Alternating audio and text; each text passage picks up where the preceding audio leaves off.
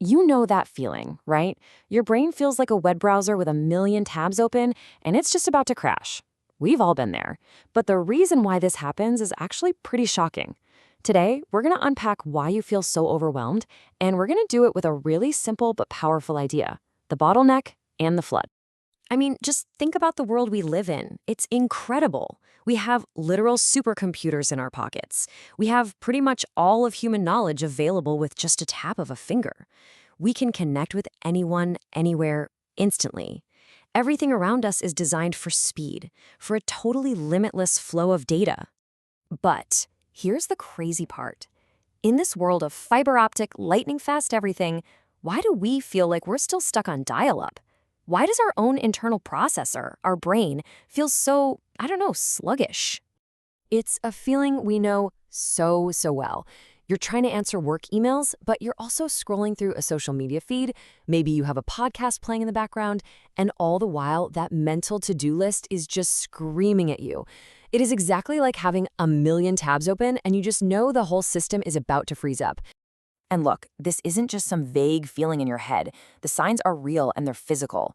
We're talking about that deep mental exhaustion that a good night's sleep just can't seem to fix. Or that feeling when you just can't focus on a single task. Maybe you feel kind of irritable or on edge all the time for no good reason. It can even show up as actual physical things like tension headaches. If any of that sounds familiar, well, you are definitely not alone. So here's the most important thing to get right off the bat. This is not a personal failure. You're not lazy. You're not broken. What's happening is a fundamental biological mismatch. And to really get it, we need to pop the hood and look at a limitation of the human brain that is, honestly, it's just shocking. Okay, so let's get right to the big reveal. Your brain has a speed limit, and trust me, it is way slower than you could possibly imagine. So the sciencey term for this is information throughput. But all that really means is it's the bandwidth of your conscious mind. It's the absolute top speed you have for processing stuff to think a thought, make a choice, or, do anything. So what is that speed? What's the limit? Well, after a whole lot of research, scientists have landed on a number. You ready for this? It's about 10 bits per second. That's it. No, not megabits, not gigabits, just 10. 10 little bits per second. That's the conscious processing power of the most complex thing we know of in the entire universe. Okay, to put that into perspective, think about this. We get frustrated when our Wi-Fi speed drops below 100 million bits per second, right? But our own conscious mind, the very thing we experience reality through, is chugging along at just 10. This, right here, is the bottleneck. A tiny 10-bit per second pipeline. All right, so that's the bottleneck. Now let's talk about the other side of the problem, all the information trying to cram its way through that tiny opening. This is the flood. This really shows the mismatch perfectly. See that tiny little sliver on the left? That's us. That's our conscious processing power, our little 10 bits per second. And that giant bar next to it? Well, that's all the information our senses are taking in every single second. It's about a gigabit, that's 1 billion bits per second. Yeah, let that sink in for a second. The flood of data pouring into your system is more than 100 million times bigger than the bottleneck you have to process it with.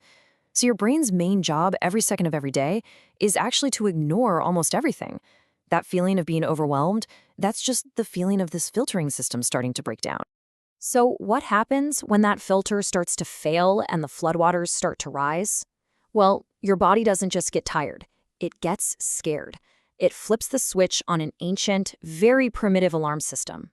Your brain basically sees all this overload as a threat to your survival. So what does it do? It triggers the classic fight or flight response. Adrenaline and cortisol, the big stress hormones, they just flood your system. Your heart starts pounding, your breathing gets all shallow, your muscles get tight. This is why you feel so on edge and can even get things like anxiety chest pains. Your brain literally thinks you're in danger. And here's the real kicker. This alarm system is ancient. It was designed for, saber-toothed tigers. It's got one setting, and that setting is life or death threat. It has no idea how to tell the difference between a real predator and 1,000 unread emails. It just screams, "Threat!" and slams the panic button as hard as it can. Now, living in that state of high alert, day in and day out, it doesn't just wear you down.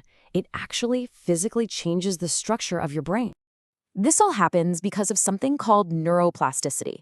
It's this incredible ability the brain has to rewire itself based on what you do and think about over and over again. The pathways you use the most get stronger and faster, like a well-worn trail in the woods. And the ones you don't use, they get overgrown and weak.